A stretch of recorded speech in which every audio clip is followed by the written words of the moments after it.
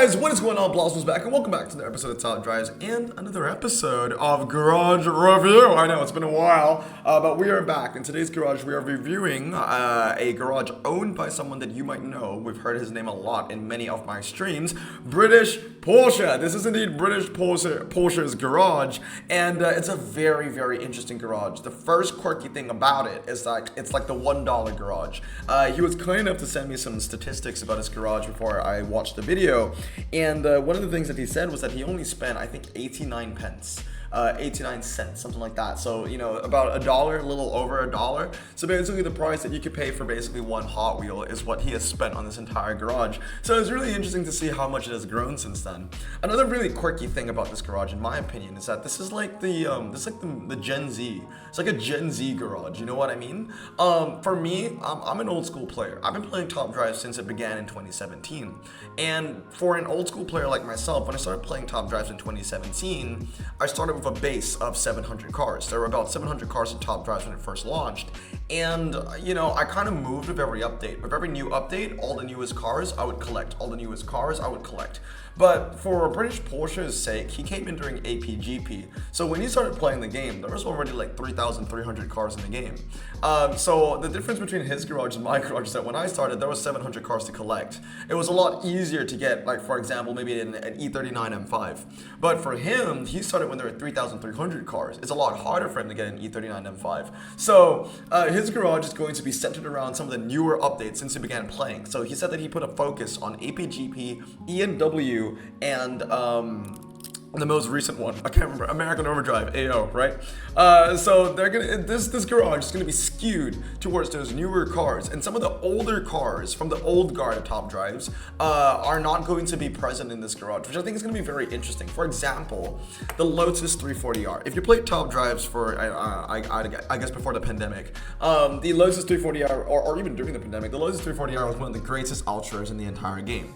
And I was looking at his garage, and he has a Lotus 340R, but it's stock. And the craziest thing was that when I was going through his garage, I didn't even write down in my notes, go max the 340R. Because the reality is, the 340R isn't on that first team basis anymore. Like, you don't need to fully upgrade it the moment you get it anymore, especially in his garage. When he owns a Peugeot 306 Maxi, there isn't that need to fully upgrade the 340R, you know, as quickly as possible anymore, which is crazy, you know. So we're gonna see. Look at this garage right now. A lot of this is actually going to be American Overdrive. We've got a lot of like the Buick Wildcat, the Bel Air, the Corvette, the Chevrolet Corvair.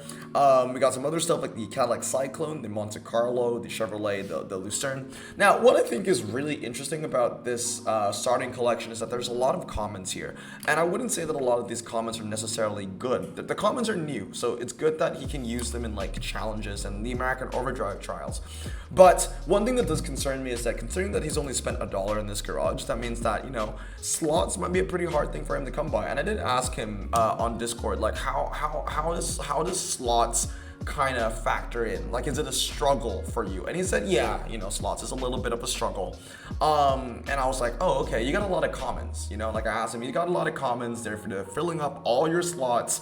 Why don't you fuse some of them away to free up some slots? But he was like saying that the commons are usually used for fuse materials, for commons that he needs in challenges and stuff like that. And I kind of understand that. It's just really down to different ways of playing the game. For me, I don't like to leave commons laying around my garage because I feel like it's a waste of slots. But I understand his standpoint as well, because commons are hard to come by. You know, if you're winning pretty high tiers in events, you're getting ceramic packs and aluminum packs. They don't award commons. So the only time that you're gonna get commons are from prize boards. And if you find yourself in a situation where you need to upgrade a common for a challenge, you're either gonna be in my position, where I'm basically farming prize boards to get 15 commons to upgrade a common right off the bat to save on slots, because basically every common I get in will get into whatever common I want to upgrade in that moment. Or in British Porsche's sense, he just keeps the fuse pile laying around. Then one day when he needs a common, then he's ready to go. You know what I mean? So there are different ways of playing the game. But one thing I think I would say is that considering that you've only spent $1, you know, basically free to play, right? If you're really worried about slots, because he was saying that he was torn apart on spending his gold on either slots and packs. I would always say, man, if you are more on the free-to-play side of top drives, the best offers are going to be the packs with the slots. And those are always guaranteed when there's a new special tag. So, for example, you can get a heavy metal carbon fiber with, I think, 25 slots. Obviously, that's the most expensive pack, but I think if you get like the 1599 deal, you get the carbon fiber and you get a free 10 slots, I think, and a little bit of cash as well. Now, heavy metal is terrible. Absolutely terrible. But sometimes beggars can't be choosers. If you want to get a deal, if you want to get a pack and slots at the same time with your gold, then those are some of the best options to get. Or you can always wait for that carbon fiber 25 slot offer. But that doesn't come out as often as it used to anymore. At least I don't see it as often as I used to. Anyway, I'm going to quick look at the common collection. I'm going to move on to uncommons now. And one trend that I found with the uncommon collection, I'll let it play real quick. But one thing that I realized that was lacking in the uncommon collection, and that also translates over to the rare collection, is that there aren't a lot of low-end dragsters. And another thing that was really interesting was that there's no dodge slingshot. He has no dodge slingshot in his garage, but it doesn't really matter anymore because the slingshot, kind of like the Lotus 340R, they were fantastic cars before, like APGP, for example, but after that, they kind of just failed the test of time, Like, in his case, as you can see, he's got a beautiful collection of 7 Mazda Roadster NRAs. It's kind of funny because in yesterday's stream, and if you haven't checked it out, do check out yesterday's stream. It was the entirety of the Heavy Metal Challenge, at least everything that you could play up to yesterday. I actually encountered it in clubs, and I gave him so much praise. I was like, yeah, this is how you want to do clubs, man, because like that dude was undefeated. It was uncommon 5 times, and like all the track sets were twisty. He had 5 of those Roadster NRAs, and he was unbeatable. Even I couldn't beat him because I only have 4 of those cars fully upgraded. He has 5, right? On the high end, I think his garage looks pretty good. It's got the Mazdas, you got the Lotus Europa twin cam, the Mustang Boss, both of them, right? The 302 and the 351. Those are always fantastic cars to get. And of course, the AutoZam as well. But one thing I thought was lacking were the low-end dragsters, I would say. So at the start of the uncommon collection, I think something like a Mercedes 300 SL or an Aston Martin DB6 or even the Chrysler 300H Hurst. I think those cars would add a nice little variation to your low-end drag, right? Also, I think there's no Maserati Mistral. There's a Maserati Mexico, which is like the second best testable dragster for the uncommon range, but there's no Mistral for what I could see. I would also consider fully upgrading the Buick GS400. It's a great dragster for off-road conditions. It's got really good MRI paired with those standard tires. One thing I thought was also really quirky and interesting about this garage is the drag spec Citroen C Airdream 6.6 AT2 when you have that drag spec, and I think that is going to be a pretty useful tune. But also at the same time, I'll probably look for another Citroen & Go 323, almost at 233 there. Maybe a couple more Barbie Pajeros for clubs because you do play clubs pretty often. The Fulvia is always a good one to have in the collection. I'd also think about fully upgrading the Dodge Coronet Super Bee for Ocean City streets. It's a very strong car, if not one of the best, if not the best, for Ocean City streets. And last but not least, maybe a drag spec version of the Cadillac Eldorado as well, because this one looks like it's 323. But a 332 would be beating those Citroen injections on the shorter drag, so that would be a pretty decent one to add to the collection. So yeah, so pretty good stuff over there as well. And also one last thing I'd probably add is get a 323 version of the Ford Mustang 351 over here. I do find myself in multiple situations where I need to use this car for the fast circuit, where 323 would be a better option than the drag spec version. Now, moving on to the rare category, I would say that the lack of dragsters here is worse than what was lacking the uncommon range. There are not a lot of dragsters in this collection, okay? So we have that AC Cobra MK1, but it's stock, right? And the only dragster that I can see right now is the standard tire Chevelle. Moving on to the higher end, I didn't see anything like a Barracuda. There was no Barracuda over here. The Maserati Bora is also stock. We do have a drag spec Cadillac Alante though, which is very interesting. Sub 5 second rare. But yeah, the Maserati Bora, it's like the best testable rare in the game. So that is a car that I would definitely consider fully upgrading in your garage. Yakuso is really nice. The Opel GT is really nice. The Opel Manta, for the longest time, I would say is one of the greatest rares. I'll be honest though, I've not used my Manta in a while, but I still think it's fantastic.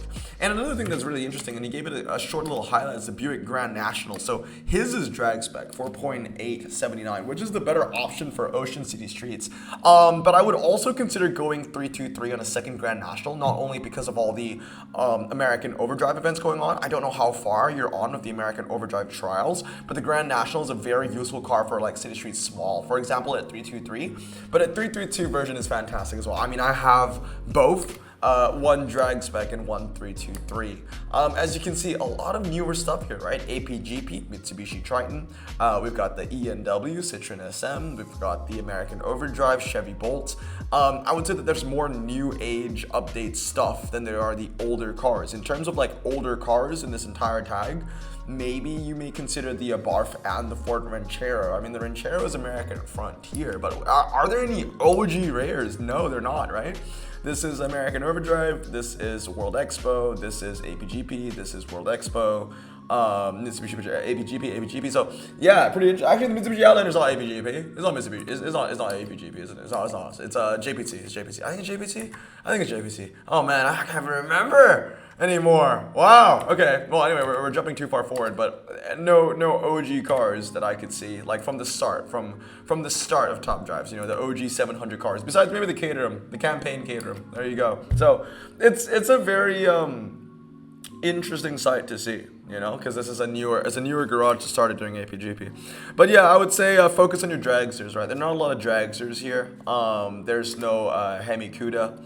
Also another car that I would recommend for just your rare collection. I actually recommended 4 cars that I wrote down. The first one is the RQ39 Alpine GTA V6. I actually recommended 2 of those, one at 323 and one drag spec at 332. That'd be a great French dragster as well. The Demon Roadster at RQ39 would be a great one as well. Great handling still. It's like the Slingshot, but without the nerf. Lotus Elan SE. That's an OG car, but then it started its life in Top Drives as a super rare, to be fair.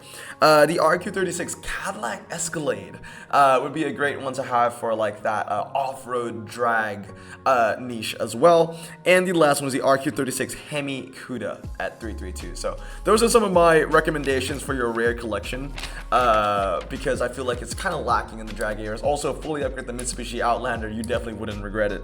Now, moving into the super rare collection, I mean, the first thing that I can say is that there's only one RQ40, and when there's only one RQ40, and that RQ40 is a Cadillac DeVille, I can't help but notice that there's a lack of a 1969 Dodge Charger here. I mean, I'm not gonna hold it against him. I'm pretty sure it's just never unpacked it. It's so much harder to unpack a 69 Charger now than it was, you know, during the beginning of American Frontier, because American Frontier, there were less rares for you to unpack, and also it was a rare. Right now it's a super rare, and there are more super rares for you to unpack because of all the updates that came succeeding American Frontier. Anyway, it's a pretty interesting collection. As you can see, all the fully upgraded stuff are relatively new. The Avenger, the Octavia, the Mitsubishi, and the Dodge Intrepid, which is a car that I've been looking for. You know, I've never unpacked that one yet. Hopefully I'll get that one day. The Miura is the oldest thing here with Italian Renaissance, dating back to Italian Renaissance. The Porsche 968 is pretty OG as well, dating back to 2017. Chevrolet Bolt EV, it's pretty nice. Ginetta G40 is a pretty good upgrade as well. Okay, so one thing I would take a look at, and for you guys watching as well, is take a note of his off-road tire collection for super rares. Not a lot of off-road representation over here. I would also go for a second Cadillac CL at 233, because the 233 is better on city streets small and medium compared to the 323. But yeah, not a lot of off-road fully upgraded, right? He's got the Mitsubishi Ray de Baja, which is stock. He's got the Skoda Monsiak that is stock. But hey, this video was sent to me before heavy metal kind of kicked off. So I'm pretty sure the Skoda is probably already upgraded for that heavy metal challenge. He's got the Citroen Visa stock as well. So there are a couple cars to think about there, right? Definitely a niche to work on would probably be off-road. You got the K5 Blazer E, the Chevrolet Blazer ZR2. You're really lucky to get the ZR2. I've never unpacked the ZR2 before, and I would love to get that because it's four-wheel drive off-road tires. The only off-road tires that I noticed that was fully upgraded for a super collection is the Lancia Fulvia Coupe, which is a good one to upgrade, but definitely a niche niche that I would probably think about bolstering a little bit more. He did tell me that he wanted to bring his garage to the next level, and I think one of the few things about bringing your garage to the next level is basically covering all the fundamental bases in every rarity. He didn't tell me that he was specializing in anything, so I would assume that he's probably loving Porsches a little bit more. There are going to be more Porsches on the high end that we'll see later of the legendaries and the epic collection. But yeah, for the lower end, if you want to take your garage to the next level, I would say cover all bases for the lower rarities. You know what I mean? Dodge Ram SRT10, that's a good one to have as well. Hyundai Le Rouge is a super that I would definitely think about fully upgrading. And another car that I would probably get a duplicate of, especially good for clubs as well, is the Porsche Taycan. Getting the second one at 332 might actually pay off dividends. So yeah, moving on to the ultra collections now. Ultra collections usually for smaller garages like this, and I gotta say, even though this is a smaller garage, it's really good. Really clean, really organized. He knows what's to upgrade. It's great. But usually for smaller garages, I won't give too much advice. I would just say what to keep, what to fuse. And right off the bat, I would probably fuse a second GMC Canyon. Honestly, if I was in your shoes, I would be fusing both GMC Canyons. Obviously, I collect every single ultra rare, but I'm more of an advanced player, so I can be in a situation where I can collect every single ultra rare. But if I feel like you want to upgrade an epic for a challenge, for example, I wouldn't say tri-series. I don't think you'd be finding yourself in a first place for a tri-series anytime too soon. But the GMC Canyon SLT, I would definitely get rid of at least one, right? Hyundai Veloster Grappler is one I would probably fully upgrade, mainly because it's off-road and has high ground clearance. Not a lot of those. It's pretty small niche, I would say, of a small car pool of high ground clearance off-roaders with decent handling for the ultra rarity, especially in your garage. I'm pretty sure this is the only one. Moving on to the collection, I would also think about fully upgrading the Dodge Circuit EV as well as the Skoda 130 LR. Really nice to see that you have the Bronco Heritage Edition fully upgraded. That's fantastic. Other cars that I would feel like I would fuse away would be the TVR Chimera. It's a car that I just don't use at all.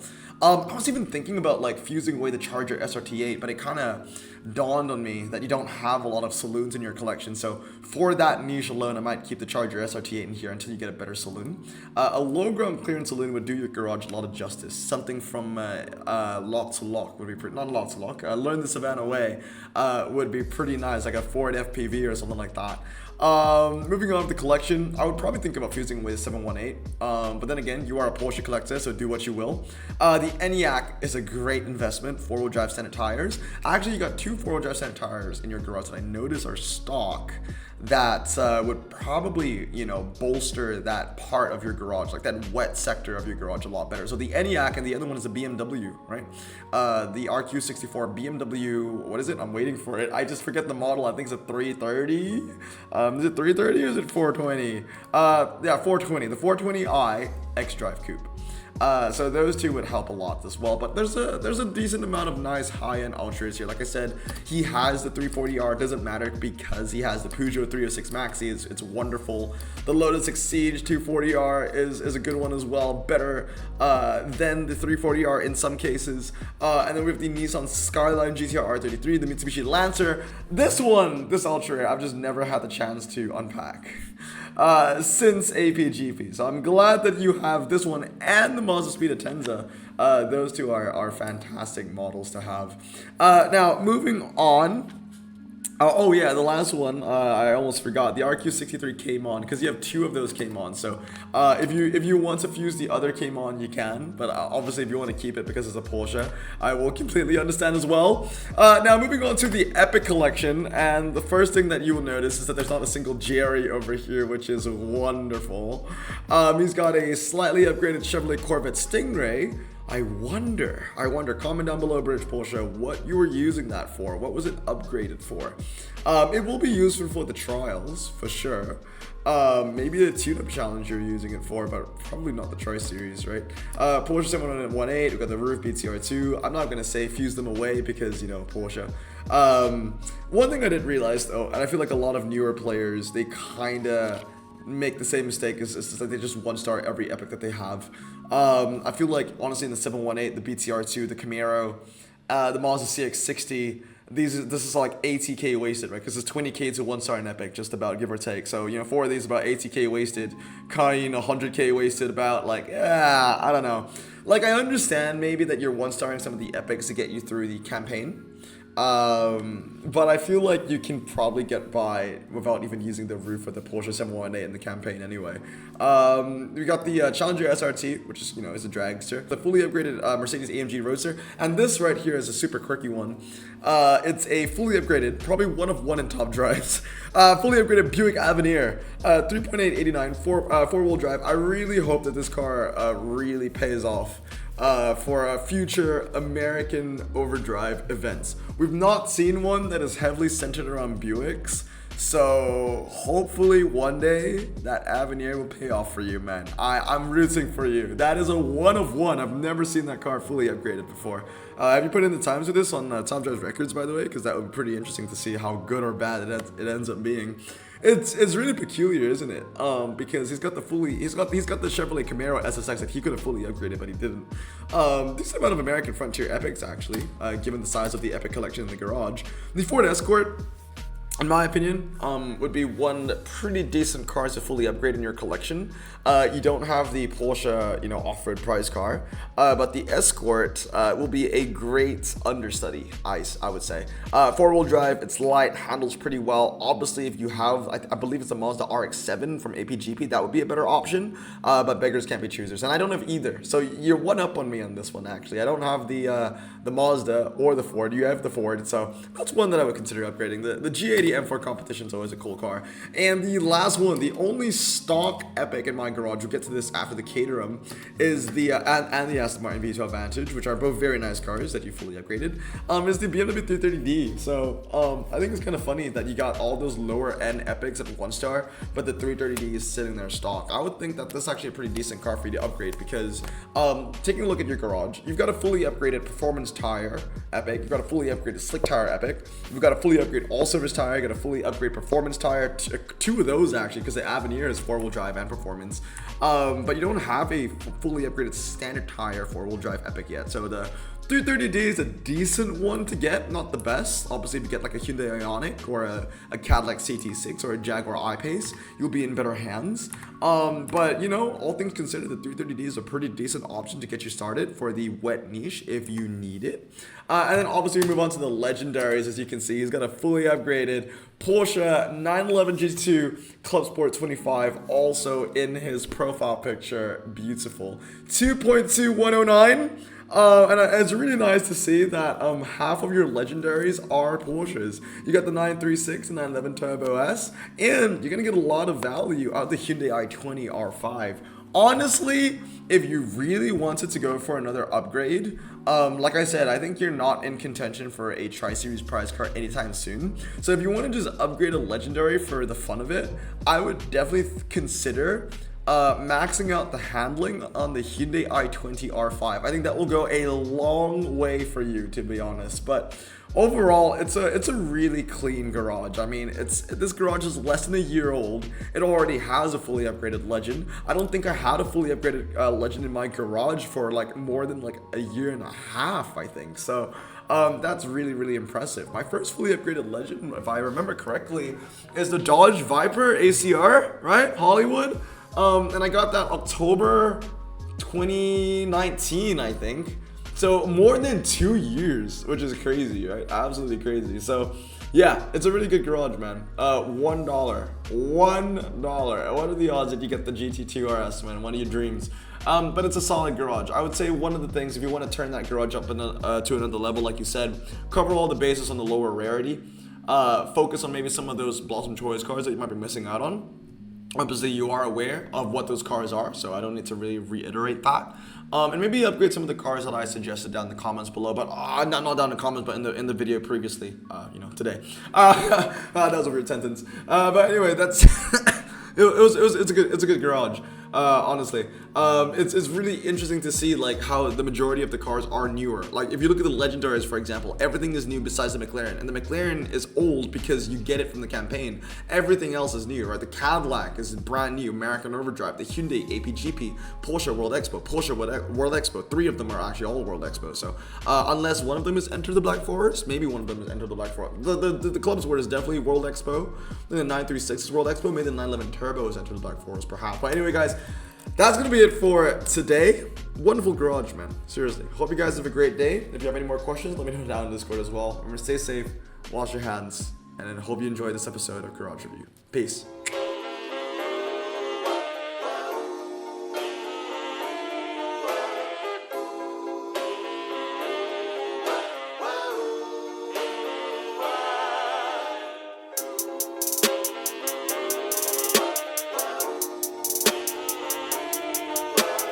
Bro, this song just makes me so happy.